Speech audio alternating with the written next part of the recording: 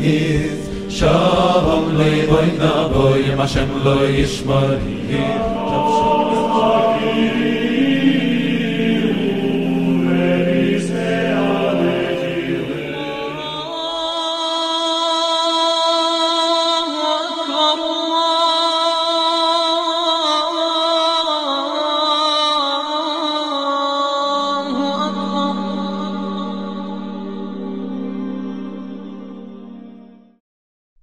Assalamu alaikum wa rahmatullahi wa barakatuh. Lors de l'épisode précédent, nous avons parlé de la venue du prophète Ummi, Goïm. C'est ce que le prophète Yaqub annonça à ses fils avant sa mort. Le prophète qui viendra du dehors des enfants d'Israël, après que le message et la législation s'arrêtent brusquement chez ces derniers. Le prophète Goïm, Shiloh, qui délivrera les enfants d'Israël de leur lourd fardeau et des jougs qui sont sur eux. Et les nations du monde lui obéirait. Vous pouvez trouver cet épisode en lien dans la description. Tant d'années après la mort du prophète Yaqub, alayhi salam, une autre personne au sein des enfants d'Israël apparaîtra pour assurer la prophétie de Yaqub. Cette personne est le prophète Haggé, Haggai en hébreu. Le prophète Haggé est apparu au 5e siècle avant Jésus-Christ et a donné à son peuple des prophéties d'un prophète à venir. Cette prophétie du prophète Haggé, nous allons la discuter dans cet épisode. Cette prophétie reçoit une grande attention chez les Juifs et les chrétiens, car elle est considérée comme la prophétie d'un grand prophète qui viendra à la fin des temps, avec des qualités et des caractères spécifiques. Cette prophétie, qui est mentionné dans le livre d'Haggé, chapitre 2, dit « J'ébranlerai toutes les nations, et le désiré de toutes les nations viendra, et je remplirai cette maison de gloire, dit l'Éternel des armées. » Petite précision, ce verset est différent selon la version de la Bible que vous lisez. Et encore, dans la traduction française de la Torah juive, vous trouverez le désiré et non pas les objets de désir ou les trésors comme ce qu'on vient de voir dans cette image. Revenons au texte.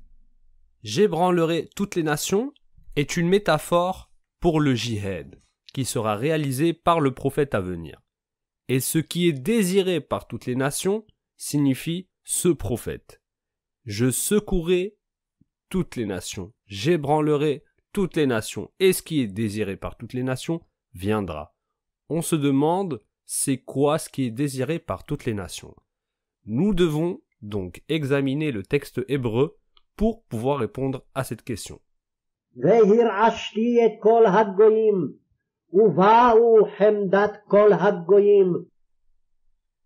Donc, c'était le texte en hébreu du chapitre d'Haggé.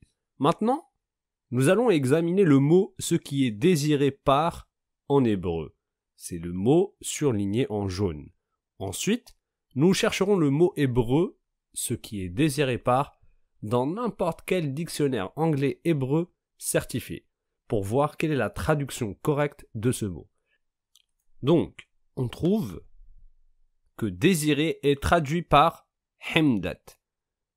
Donc, en remplaçant ce mot dans les textes de la Torah, ça devrait donner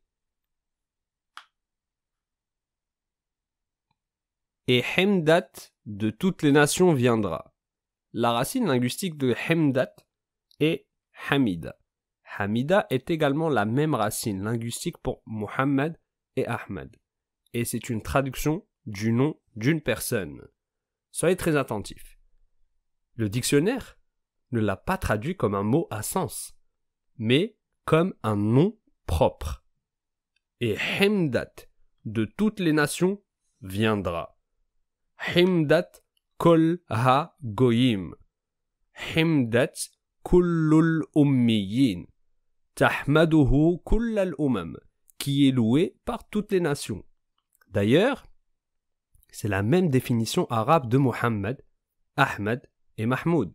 Muhammad signifie loué par les gens.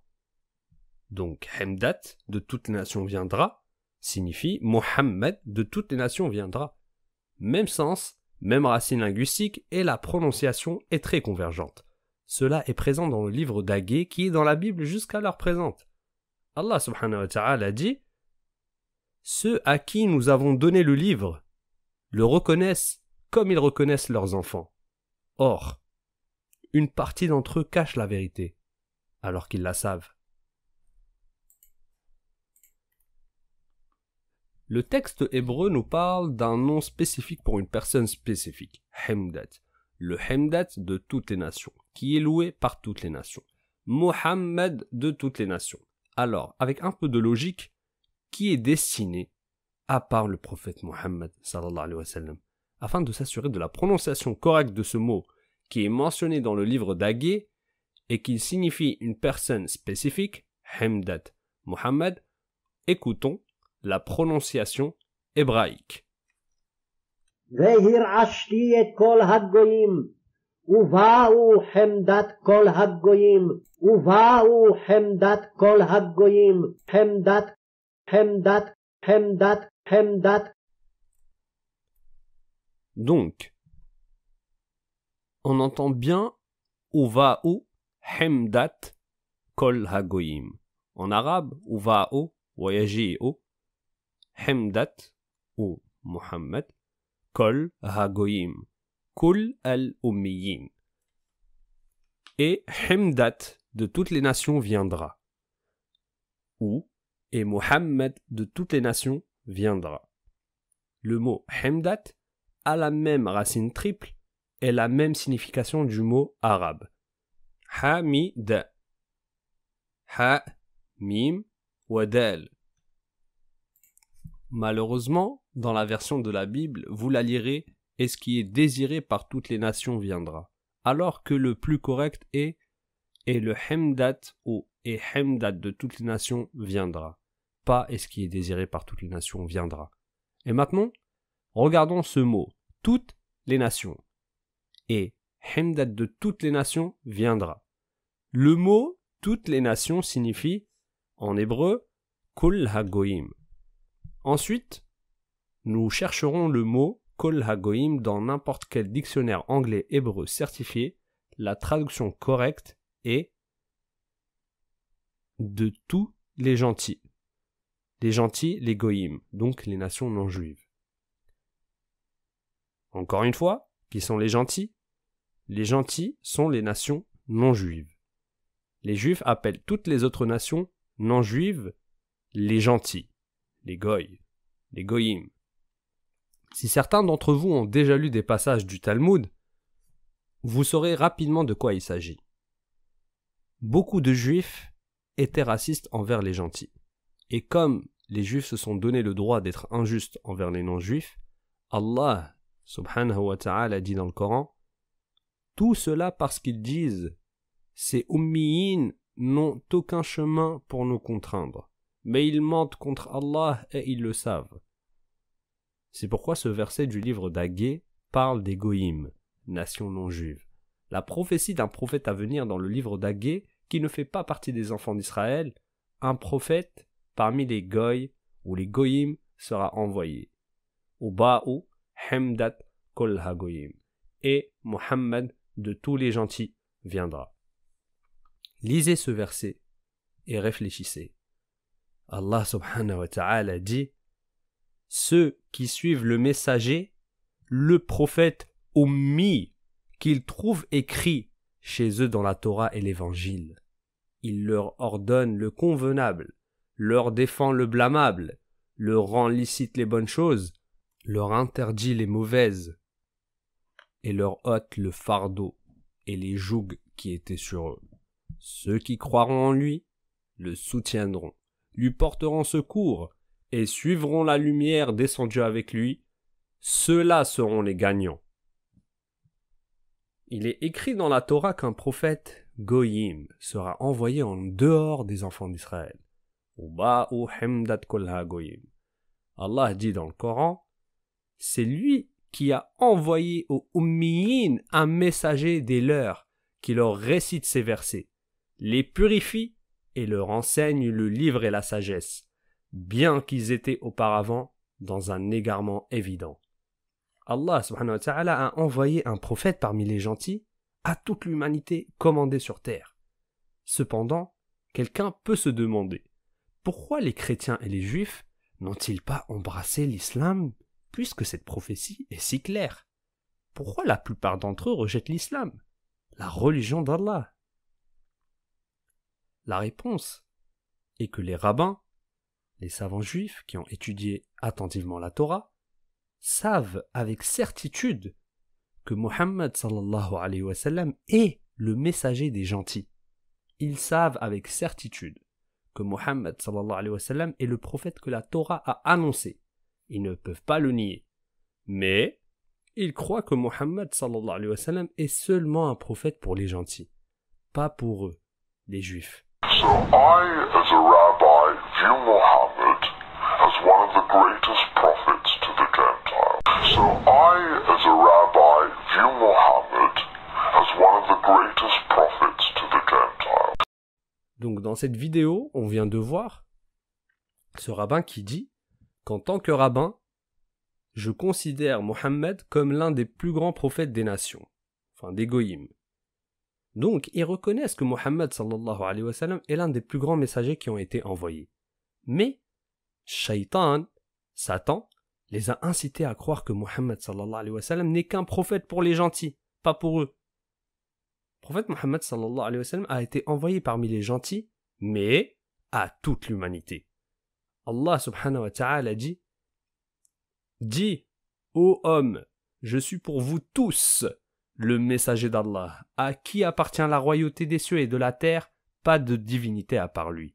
Il donne la vie et il donne la mort. Croyez donc en Allah, en son messager, le prophète Ummi, qui croit en Allah et en ses paroles, et suivez-le afin que vous soyez bien guidés. » Donc, est-ce que le prophète, sallallahu alayhi wa sallam, a-t-il menti quand il vous a dit que vous devez croire en lui et en son message?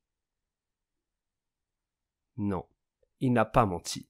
Et celui qui ne croit pas en lui a certes mécru. Allah a dit dans le Coran « Ô vous à qui on a donné le livre, croyez à ce que nous avons fait descendre, en confirmation de ce que vous aviez déjà, avant que nous effacions des visages et les retournions sens devant derrière, ou que nous les maudissions, comme nous avons maudit les gens du sabbat. Car le commandement d'Allah est toujours exécuté. Ô peuple du livre, croyez en ce que nous avons révélé, confirmons ce qui est déjà avec vous. Donc, nous disons aux gens du livre, le prophète Mohammed sallallahu alayhi wa sallam est le prophète mentionné dans la Torah que vous avez déjà. La Torah ne vous a-t-elle pas dit que le message et la prophétie seraient transférés de votre nation vers une autre? Le royaume de Dieu ne se déplacera pas vers une autre nation? Le prophète Yaqub alayhi salam ne vous a pas conseillé en disant « Le sceptre ne s'éloignera point de Juda, ni le bâton souverain d'entre ses pieds, jusqu'à ce que vienne Shilo et les peuples lui obéissent, jusqu'à ce que Shilo vienne. » Et comme on l'a dit auparavant, Shilo signifie l'homme qui apportera le repos. L'homme qui va les libérer de leur lourd fardeau, en raison des dispositions législatives sévères qui leur ont été imposées. Le prophète Yaqub alayhi salam vous a prévenu de cela dans la Torah que vous avez. Allah dit dans le Coran, ceux qui suivent le messager, le prophète Ummi, qu'ils trouvent écrit chez eux dans la Torah et l'Évangile. Ce prophète est mentionné dans la Torah. Et quel est le caractère de ce prophète? Il leur ôte le fardeau et les jougs qui étaient sur eux. Ce prophète Ummi les libérera de leur lourd fardeau en raison de leurs obligations religieuses sévères. Alors, vous devez croire en ce prophète. C'était le commandement du prophète Yaqub avant sa mort mentionné dans votre écriture. Mais malheureusement, vous êtes en train de gaspiller votre salut éternel intentionnellement. Donc, ne blâmez personne d'autre que vous-même. Le temple juif n'a-t-il pas été détruit pour que personne ne sache où il se trouve? N'est-ce pas la preuve que la loi juive a été abolie? La prophétie ne s'est-elle pas arrêtée soudainement pour vous? Les prophètes et les messages se sont soudainement arrêtés dans les enfants d'Israël après avoir essayé de crucifier Jésus alayhi salam. Comme on le sait, le prophète Isa alayhi salam était l'un des descendants de Juda. Le prophète Yaqub alayhi salam a prévenu que le sceptre de la législation ne quittera pas la descendance de Juda jusqu'à ce que Shiloh vienne. Il ira à celui qui les libérera de lourds fardeaux. Donc, après Jésus alayhi salam, qui était l'un des descendants de Juda, le message s'est déplacé vers une autre nation. Toutes ces preuves ne sont-elles pas suffisantes pour reconnaître la prophétie de Mohammed alayhi salatu wassalam, qu'il est un messager pour vous et toute l'humanité? Allah dit dans le Coran qu'on exalte la bénédiction de celui qui a fait descendre le livre de discernement sur son serviteur, afin qu'il soit un avertisseur au alamin. Afin qu'il soit un avertisseur au alamin signifie à tous les humains et les djinns, et pas seulement pour les gentils, les goyim. Maintenant, revenons au texte dans le livre d'Agé. J'ébranlerai toutes les nations, et ce qui est désiré par toutes les nations viendra, et je remplirai cette maison de gloire. Quelle est cette maison? On le saura bientôt. Dit l'Éternel des armées. Donc, c'est un discours sur un prophète guerrier. L'argent est à moi, et l'or est à moi, dit l'Éternel des armées. L'argent est à moi, et l'or est à moi, signifie un prophète qui se battra et obtiendra les prises de guerre. Le prophète sallallahu alayhi wa sallam a dit dans un hadith authentique: et on m'a accordé le trésor rouge et blanc. Le trésor rouge est l'or et le trésor blanc est l'argent. Le prophète Mohammed sallallahu alayhi wa sallam dit qu'il avait reçu de l'or et de l'argent, à savoir le trésor de César de Rome et Khosro de Perse. Ils sont connus tout au long de l'histoire comme trésors d'or et d'argent. La monnaie romaine était en or et la monnaie perse était en argent. Le prophète sallallahu alayhi wa sallam a également dit que ces trésors seront dépensés dans la cause d'Allah, comme il est rapporté dans le hadith authentifié. Et par celui qui détient mon âme dans sa main, sûrement vous dépenserez leurs trésors pour la cause d'Allah. Ce que le prophète sallallahu alayhi wa sallam a dit est arrivé. Le Levant et l'Irak ont été conquis par l'armée musulmane, donc Rome et Perse. Et les trésors de César et de Khosro ont été dépensés pour la cause d'Allah. Quand nous faisons le lien entre la prophétie qui s'est accomplie et la prophétie d'Agé, qui dit l'argent est à moi et l'or est à moi, nous saurons que cette prophétie ne signifie personne d'autre que le prophète Mohammed sallallahu alayhi wa sallam. Celui qui a reçu le trésor d'or et d'argent. Et c'est ce qui s'est réellement passé. L'argent est à moi et l'or est à moi, dit l'Éternel des armées. La gloire de cette dernière maison sera plus grande que celle de la première. À quoi fait-il référence? Ce texte parle d'une nouvelle maison pour Dieu, une nouvelle maison autre que le temple juif. Ceux qui veulent connaître l'emplacement de la nouvelle maison devraient vérifier l'épisode 3, dans lequel nous avons parlé de l'emplacement de cette maison et de ses caractéristiques dans la Torah, qui annonça la prophétie d'une nouvelle maison de Dieu dans les pays arabes. Ces prophéties ne parlent que de l'islam. L'islam qui, tous ceux qui en ont entendu parler, doivent s'y convertir et accepter la prophétie de Mohammed sallallahu alayhi wa sallam, et que Mohammed est un messager de Dieu pour tous les hommes. L'épisode s'achève et Inch'Allah, pour le prochain épisode, nous parlerons d'un événement qui est arrivé après la mort du prophète Mohammed sallallahu alayhi wa sallam concernant un prophète qui a existé avant le prophète Mohammed sallallahu alayhi wa sallam. Afin de vous donner un petit indice, nous mettons en image un hadith du prophète, bien qu'il ne soit pas authentique, mais l'événement est bien arrivé. Merci pour votre écoute et Inch'Allah à la semaine prochaine. Wassalamu alaikum wa rahmatullahi wa barakatuh.